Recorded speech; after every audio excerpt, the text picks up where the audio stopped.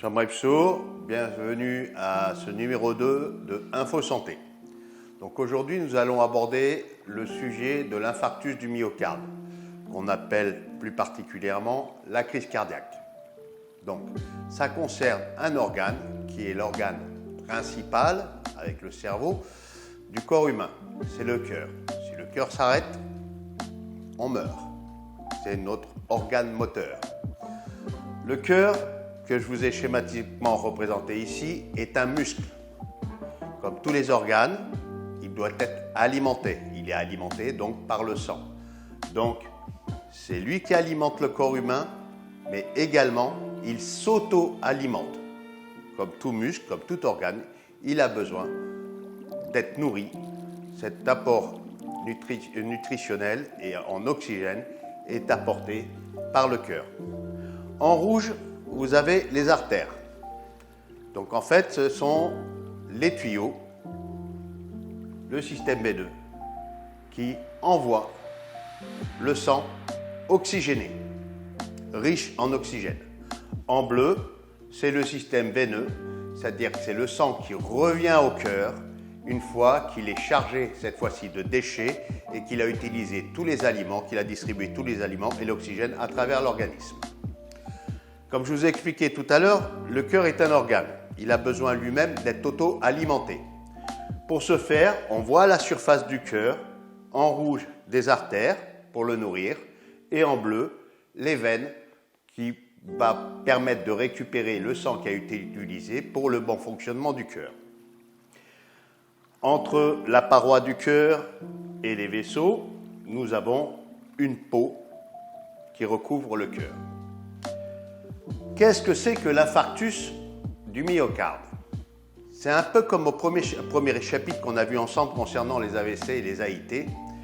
Eh bien, c'est la même chose. On va se retrouver confronté à le décollement d'une plaque d'athérome qui va venir dans le système sanguin et qui va venir boucher une des artères du cœur. En fonction de l'endroit où cette plaque d'athérome va venir se loger, admettons qu'elle va venir ici, se loger à cet endroit-là, la circulation ne se fera plus. Donc toute cette partie-là ne sera plus alimentée. Si cette partie-là n'est plus alimentée, cette partie-là va mourir. Il va y avoir ce qu'on appelle une nécrose. C'est ça, l'infarctus du myocarde. C'est donc une urgence, parce que entraînant la mort d'une partie du cœur, le cœur va se dérégler et va peut-être même s'arrêter de battre. Donc c'est une urgence vitale. C'est le principe donc de l'infarctus du myocarde. On a donc une plaque d'athérome qui est décollée par la pression, qui va venir pénétrer le système circulatoire, qui va venir boucher une artère coronaire, ça s'appelle les artères coronaires, celles qui alimentent le cœur, qui vont venir boucher une artère coronaire et empêcher, il va se former autour de cette plaque d'athérome un caillot sanguin. Et la circulation ne se fera plus dans cette partie-là qui va venir mourir. Savoir que les cellules du cœur ne se reconstituent pas à l'âge adulte, contrairement à d'autres parties comme le foie où il peut y avoir une régénérescence des tissus. Le cœur, ce n'est pas le cas. Alors, comment reconnaît-on un infarctus du myocarde? Quels sont les symptômes d'un infarctus du myocarde? Tout d'abord, on va avoir une douleur à la poitrine, va durer de 20 à 30 minutes. Souvent une douleur rétrosternale. Ici, on a ce qu'on appelle un sternum. Ce n'est pas un os, c'est un cartilage. Derrière ce sternum, on va avoir une forte douleur. Cette douleur peut irriguer sur le bras gauche, les épaules, le dos et la mâchoire. Donc c'est une douleur qui est très très particulière, très spécifique et très facilement reconnaissable. Ensuite, ces symptômes peuvent être accompagnés d'autres symptômes, mais pas toujours. ce sont des sueurs, une anxiété, un essoufflement, des vertiges. Voilà. Donc, et là, je viendrai tout à l'heure à la fin de mon propos pour vous donner la conduite à tenir face à un infarctus. Alors cet infarctus, on peut en limiter les risques de survenue de l'infarctus avec des règles d'hygiène strictes. Bien sûr, les causes de l'infarctus les plus connues sont le tabac,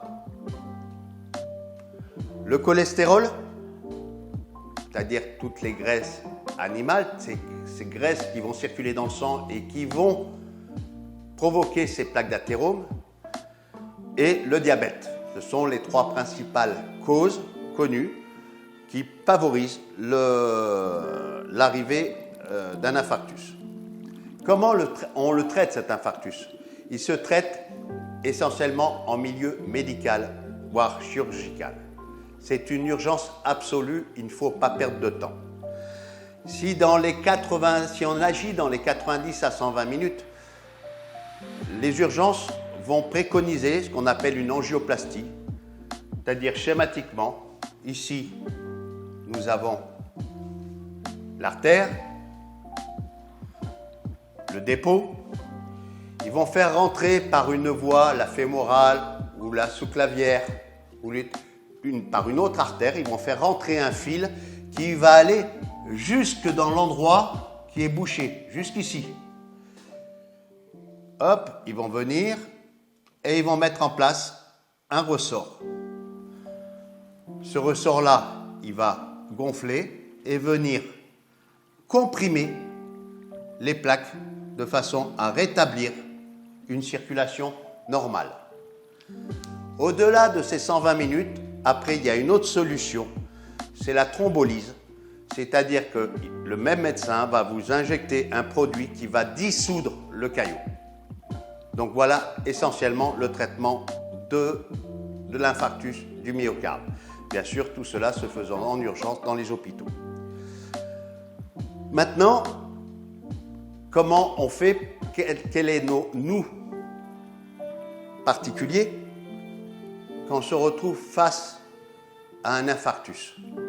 Donc la personne présente tous les symptômes dont j'ai énuméré tout à l'heure la liste, et on se retrouve là face à une urgence. La première chose qu'il faut faire d'abord, c'est appeler les secours. D'accord? Ça ne sert à rien de commencer des gestes si personne n'est alerté, si l'ambulance n'est pas déjà en route. D'accord? Et ensuite, on attaque un massage cardiaque. On ne va pas le faire aujourd'hui, on ne va pas vous le démontrer, ce n'est pas le but. D'accord? Pour ce faire, il y a des entreprises qui sont spécialisées, qui peuvent donner des cours et qui peuvent former les gens. Et je conseille à tout le monde de suivre cette formation. Un de nos partenaires, MCO Eco Prévention, donne ce genre de cours. Et ça peut sauver des vies.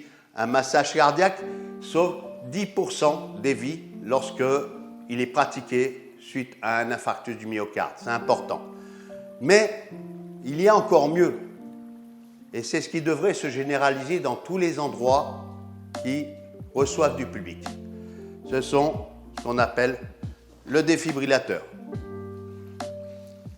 semi-automatique. Alors, c'est une grosse boîte, mais on ne doit pas en avoir peur. Si on dit semi-automatique, ça veut bien dire, ce que ça veut dire, c'est qu'il fait tout seul. Voilà. Powered on. Stay calm. Pads expired. Please replace pads if pads expired. Please replace pads immediately.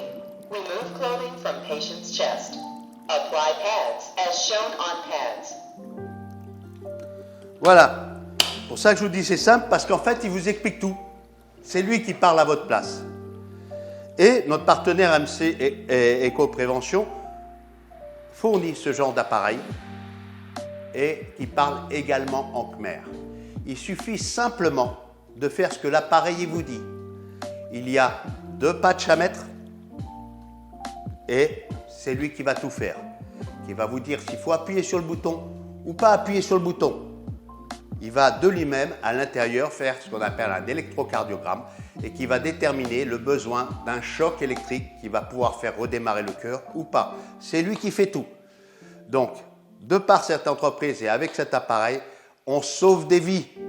Ça a fait ses preuves, on sauve des vies et devrait être présent dans tous les lieux qui reçoivent du public. Voilà, je pense avoir fait le principal concernant une information concernant l'infarctus du myocarde. Je vous souhaite une bonne semaine et à la semaine prochaine pour le numéro 3.